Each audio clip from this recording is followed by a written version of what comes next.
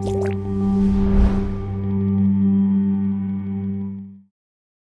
you so much for inviting me to speak today and to be here. And I really love coming to these versions of Urobiome meetings, whether it's with CAIRIBU or outside of CAIRIBU, because it really is a great think tank. It gets all of our wheels turning, and we start to think about all of the ideas of projects and ways that we're going to change the future. So with that, I'm going to talk a little bit about kind of how I think about the Urobiome as a clinician and clinician researcher. Here are my disclosures. So, Lisa already mentioned that I'm a clinician scientist, and for the young people in the room, you might wonder, like, what does that really mean? That means that for me personally, I am 50-50 clinical and research, and so I went through medical school, residency, all the training to be a doctor and take care of patients, but then also have a funded research program, which is not that easy to do in the current landscape of medicine. But what that also means is that I have this very unique perspective, I think, of like straddling both worlds and kind of seeing the problems as they come up on both sides. That also means I feel like I actually spend I'm like 150% effort, because I spend like 75% of my life in clinic and 75% in research, but that's just how it is. That being said, the only way that I could have that kind of a job, which I love because it's really diverse, I get to do different things every day, but the only way I could do that is by working with a really strong team. And so I'm going to put my team slide up front here, because this is like my core team right now. Amma is here today, I think somewhere, I haven't seen her yet. Essentially this is my core team that I work with, and that is just the team at Duke. But I really have benefited, as Lisa mentioned, from some really strong collaborations, both with a lot of the people in this room. Lisa is big and front and center because, so Alan tells a story about how he walked up to Linda Brubaker and said, we should talk. In my version of this, apparently I'm the Alan here, because literally we were at an NIH meeting, we were both junior faculty, and I'm the clinician trying to start collecting urine samples, and I heard about Lisa through somebody else at her institution, and she's a bioinformatician. I literally sat down next to her in a big auditorium, and I was like, hey, let's talk. And that was the beginning of what has been more than a decade, I think now, right, of collaboration. So it has been really, I think, mutually beneficial. And I say that because I'm a clinician, she's a data scientist. I will never be as good at bioinformatics and running programs in R and coding and all the things that you really need to be really good at to have good discovery, that as she and her team will be. And so I work very closely with her, but I think that's really important if you're going to have a job like mine. I also have other collaborators who you've seen, people in this room, and they're people that I think over time we have tried to sort of push in the same direction together. But all of that is to say, I just want to walk through a little bit of the timeline of discovery and illustrate some of the problems that you heard about a little bit yesterday, but some of the problems that we face in the clinical sphere, and how I think we're all going to hopefully get there to solving some of those problems together. But when we think about, I made this slide for a different conference. I thought it was helpful to show you all here today, especially for people who are newer to this field. But when we think about microbiome sciences, I look a lot at other fields and what's happened. And so when we talk about the gut, pre-2010, so that's more than 15 years ago, right? In the gut, they already had large-scale characterization of the gut microbiome. And so they were starting at that point in time with moving into mainstream research. And then, basically the last decade was all about linking microbiome to different diseases and function problems in the clinic. And such that, so that now, in 2025 and 6, we actually have some therapeutics and some precision drugs. There are lab biotherapeutic products specifically for recurrent C. difficile colitis. We are in the era of thinking about therapeutics for the gut. But that has been, as you see, this long time horizon that started pre-2010. Let's think about the vagina. In the vaginal niche, which is our neighbor, they actually already pre-2010 did some early molecular studies about the vaginal microbiome. Enter 2011, Rebecca Brotman and Jacques Ravel were two sort of key investigators that gave us a lot of really important information early on about the vaginal microbiome, and a lot of that was propelled by the Human Microbiome Study, which is an NIH-funded effort that started in 2006. Back at that time, they sampled 5 body sites. The vagina was one of them, the gut was another one of them, the urine was not. And so at that time, that really promoted a lot of foundational research in the vaginal microbiome space, such that 2006 to 2011, that kind of 5-year time horizon, we start to see some really rich information. Then, in the last decade, again, they're linking disease to function. We have a lot of information now about bacterial vaginosis and the links of the microbiome. And now we're getting more into therapeutics. And so you see, if you're on Instagram, you'll see a lot about vaginal probiotics, but essentially we have a lot more focus on thinking about dysbiosis and how can we modulate the microbiome for health as opposed to reliance on antibiotics for something like BV. So now let's think about the urinary tract. Pre-2010, people thought the urine was sterile, right? Not everyone, but the most, generally the dogma, urine is sterile. 2011, when we had these foundational publications about the vaginal microbiome, urine still considered sterile. So you can sort of see that has led to this sort of lag and stagnation effect in our field. We started in 2012, Alan mentioned yesterday, the Sentinel study that he and Linda worked on and published, where they actually showed some more conclusive data that we have live microbes in healthy bladders in the female population. And that sort of moved us into the last decade, where we've started to see some descriptions about urinary communities and maybe how they're linked to health. So, I just wanted to illustrate this for you, especially for the young people in the room, that we have had more than a 15-year lag compared to our neighboring niches and sites. And so we are really in this earlier stage of discovery, and that is a really cool and important time, because in the next decade, we can move the needle into the clinical world. And it hasn't happened yet, and it shouldn't have, because we've had this big lag, but now is the time. It's sort of right for us kind of working together to make a big difference. So, I sort of illustrated the problem. We're going to be pushing this boulder up a hill, and we have been, and it feels like that, and that's okay, because I think if you're in an area that was easy, it would be done already. We wouldn't be here. I think the people in this room are probably here because you're interested in complex, interesting problems. So, how do I think about this as a clinician from what I know now, working in this field, and the fact that we're still lagging in terms of how to move that into the clinic? Where can I think about that for my clinical patients? We've talked about recurrent urinary tract infections. We talked about that a lot yesterday, and I think many of people in the room know that this is a big problem. True prevalences are really hard to estimate because definitions vary. People call something a UTI when it's not, or may not when it is, and that being said, even with our existing definitions, up to a third of postmenopausal women at some point will struggle with a period of recurrent urinary tract infections.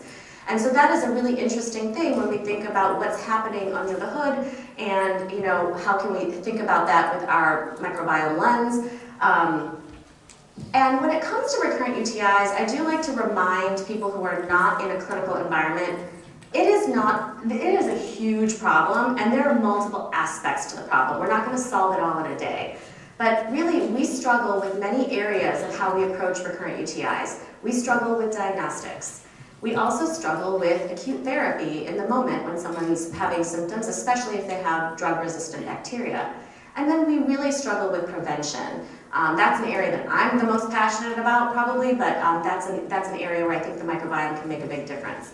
So, obviously in this room, we know the urine is not really sterile. I think it's making it into popular discourse. This you can find on Google. So it's, it is something that I think is making it into people's thought process. I talk to patients these days. It's not a big surprise when I talk about it, where it might have been 5 or 10 years ago. And again, I'm going to point out again that Alan Wolf and Linda Brubaker really kind of provided some really sentinel work early on to help us to be really conclusive with our colleagues, because it wasn't the patients we had to convince all the time, but sometimes it's our other medical colleagues who are skeptics. Appropriately so for a reason, but all of that being said, sometimes that skepticism moves out of healthy skepticism into, I'm going to stand in my land and think about it a certain way. And so we need good science to change people's minds. But that science is helping people to change their minds about pathogenesis. So this is from not that long ago. This is a review that was published in 2020. And in this review, I think one really interesting thing when I look at this picture is the convenient absence of one important organ right in between the gut and the bladder, first of all. So this is an illustration of dogma, right? The dogma has been that you have bugs in the gut. The bad bug escapes the gut. It somehow enters, gets into the urethra, which is the beginning of the pristine environment. The bladder is this, very, very clean and sterile environment, and the bad bug gets in there and causes an infection. And so if we can focus on the bad bugs, we're going to solve the problem. That was the dogma. And that is still a thought when you go on the front lines in urgent cares and different places where people don't think about this problem a lot. So that's one issue, not the only issue, but that's one issue. Anyways, in this review, one of the things that was discussed were reservoirs. Bacteria can hang out in reservoirs, and here they're pointing out intracellular bacterial colonies or reservoirs in the urothelium itself. But I think we're also now aware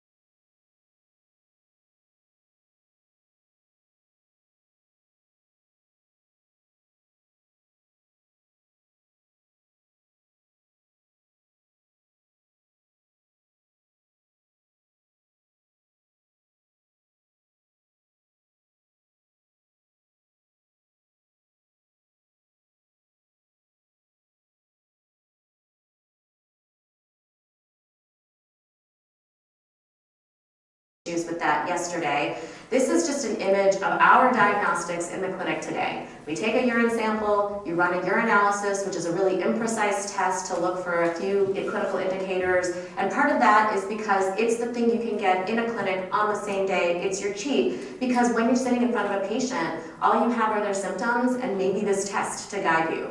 Then the clinical paradigm is that you send off your test for some further testing with a culture. That takes 2 or maybe 4 days in some environments to come back. So that's part of why people rely on this urinalysis as their quick cheat. It's not perfect. It's in fact horrible, especially as you get into an aging postmenopausal population. There's evidence to show it performs very differently in younger women and older women. And I'm going to talk about women because that's the place where this test really falls down.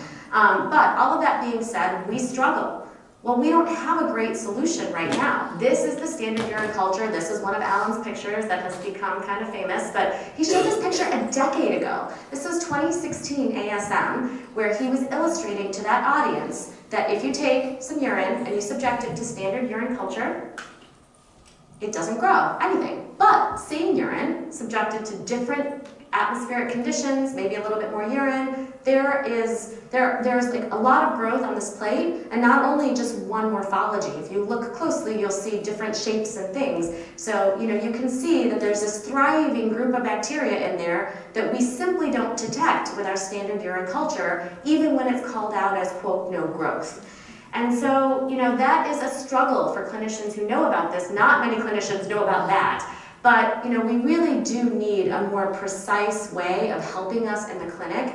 And I think people are working on that problem. But one key thing that comes into play are what I call the bad actors. Because sometimes people come and want to bring something to the clinic very quickly. And for various reasons, when that comes very quickly without the right amount of science behind it, it can actually make people kind of take a step back. And so we're having a little bit of this problem, I will say, with molecular diagnostics in the clinic. I'm not going to go into detail there. But all of that being said, there are molecular diagnostics that are being developed to help us with diagnosis. I think clinicians, if it's going to be marketed and used and with some uptake, clinicians really are going to need to understand what that test is telling them, and right now they don't.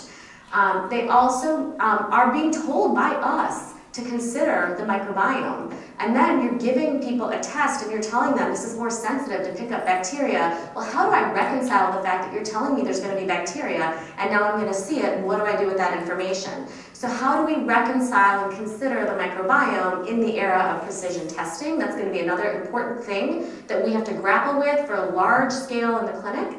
And I do think that these tests are not going to be the holy grail to help us with this whole problem, but they may be helpful, and there are some of us who are using them in select populations to help get the information we need to help treat our patients. When I talk about this, again, at clinical conferences, there's a lot of attention and interest in this, but one of the issues in clinical environments is when you roll something out large scale, you want to make sure you're doing it thoughtfully in the right population so you don't have a situation where basically it gets pulled back for the wrong reasons. Okay, in terms of treatment of UTI, I think that's another place where obviously the microbiome and knowledge about the microbiome may play a role. I'm not going to talk about that too much today. In terms of treatment, a lot of focus has gone into antibiotics. I think we actually do pretty well when somebody has acute symptoms that we really think are UTI. We know how to treat that pretty well. What we don't do well is the health services aspect of research, is understanding overtreatment, undertreatment, and those nuances. That's a whole type of research that's very different from, I think, the focus of the people in this room, but that's another area where I think there needs to be some work. And then I mentioned before prevention. And when it comes to prevention, this is an image from the American Urologic Association. AUA has some guidelines about treatment of recurrent urinary tract infections in women. And this is just basically what the guidelines tell clinicians to do. And one important thing is that these guidelines were updated last year, and I do appreciate the slight visual shift, which is that the low-dose antibiotics used to be the first thing down on the tree, and now it's kind of like just moved over a little bit. So it actually starts with, you know, the non-antibiotic stuff, vaginal estrogen therapy. There's been heightened emphasis and focus on that now because we know it works, and we've known it works for over a decade. And then we still have the low-dose antibiotic prophylaxis, which honestly in some people is needed. It's just probably far fewer than where it's really implemented. So I think we're at the stage, we're at the precipice right now of this paradigm shift. Knowledge of the microbiome is making its way to the clinic. Some of you know that there are data that it takes 17 years for something that is discovered in science to make it into the clinical world. And if you think about that, we are close. 2012, knowledge of the microbiome. We're like almost at that 17 years, guys, right? Like, so we're getting there, and I think we're seeing this in the clinic where we are having a bit of a paradigm shift with how people are starting to think about UTIs, especially at least the specialists who deal with this patient population a lot. So, you know, I deal a lot with postmenopausal recurrent urinary tract infections. I think a lot about what's happening within the microbiome. I think many of you in this room have also, and how that might be associated with recurrent UTIs, and then how we might think about our therapies in the future. Our team has done some work studying the microbiome in UTIs and helping us to understand a little bit about the bacteria that we're finding under the hood. You heard from Tanya yesterday, Tanya Sayasoeva, and her team is working a lot about lactobacilli and what makes them good fighters against pathogens. Nicole Danisco and Mike Nugent have given us information about estrogen and how it shapes the local ecology. And, you know, I think we're learning more and more about lactobacilli in general and how they are using multiple mechanisms to counteract other organisms. We heard a little bit about the fact that they do have aggregation promoting factors, organic acids, bacteriocins, different ways of interacting with the local ecology to shape the environment. And that has made me think so much more about ecology when I treat a patient. And I talk very differently about prevention with my patients now than I did 10 years ago. One really big important point came about to me when I was recruiting for a study, and we actually had people starting to use, I'm going to go back for a second so I don't distract you. We had our patients, we basically reduced barriers to using vaginal estrogen. We gave it to them for free. Back at the time it was not generic, and so we gave it to them for free. We told them they had to use it consistently for 6 weeks before we sampled them, but then they were going to enter the sampling study, we're going to compensate them for their time, all these things. And these patients that were enrolling in our study we knew that if they had another UTI, so many of our patients might have had one or two, we were starting them on vaginal estrogen, bless you, and if they had a third in a certain time period, then we were going to start them on a prophylactic antibiotic. And we wanted to sample those people too, because we were trying to figure out like what's different, right? As we started to reduce barriers to uptake of vaginal estrogen and really told people what we thought it was doing and got really good patient engagement, we could not have people like have another UTI. It wasn't happening. We couldn't recruit into our third group. And that was such a telling moment for me that, how research has informed my clinical approach, because I talk about estrogen very differently with patients that I see now. I don't just give it to them. People think that they're getting it for a different reason, for dryness or whatnot. And I literally say the words, "We are reshaping your microbiome," and then they get it, and then they use it. People who have not used it before. So, there's a lot about language and how we talk to people that I think we can, at the very least, even now, help to inform our clinical colleagues to help in the clinic even today. Anyways, this is a very complex picture that came from that review article that I worked on for the clinical journal, but it illustrates complexity, and that's intentional, but also illustrates that there is this thriving local ecology, right? It's not just one thing. We're not going to give one D-mannose pill. We're not going to give one cranberry. We're not going to just do estrogen. We are really thinking about how do we leverage what we know about the local ecology to kind of create a cadre of things that are going to help to move the needle in terms of what the patient is experiencing. And I think that's how we need to approach UTIs in the clinic. I only have a few more minutes before I'm going to pause for questions, and so I'm going to very, very quickly talk a little bit about some applications in a clinical condition called overactive bladder. I'm not going to talk much about bladder pain today, but that's another place that we can talk in the future. But what is overactive bladder? This is another place where I think knowledge of the microbiome is hopefully going to help us in the future.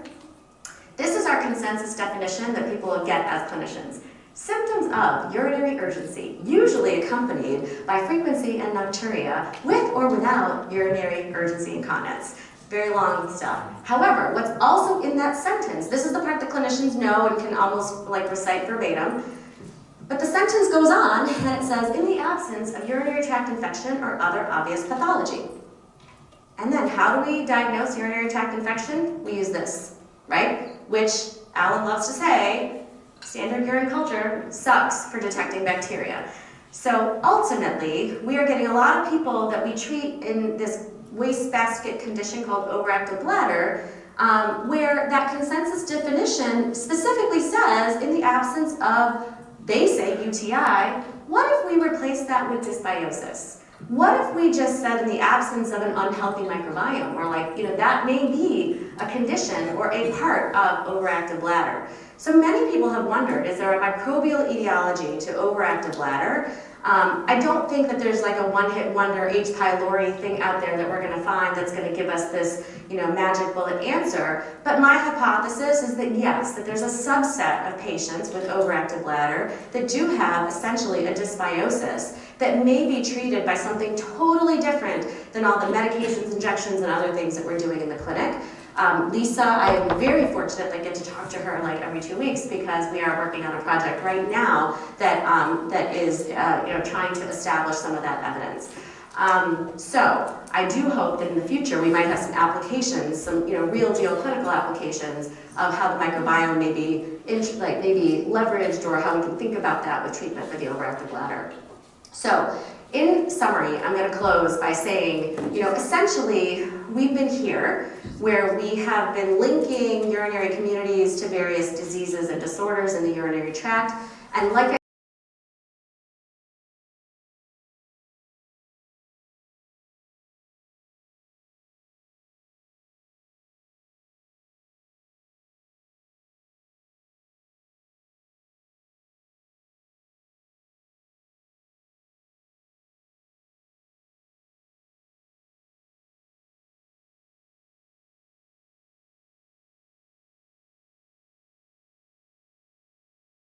translation. So, yes, we're here right now, but I'm hoping for the young people in the room that you will help us all to get over here. And with that, I will again thank my team and close for some questions.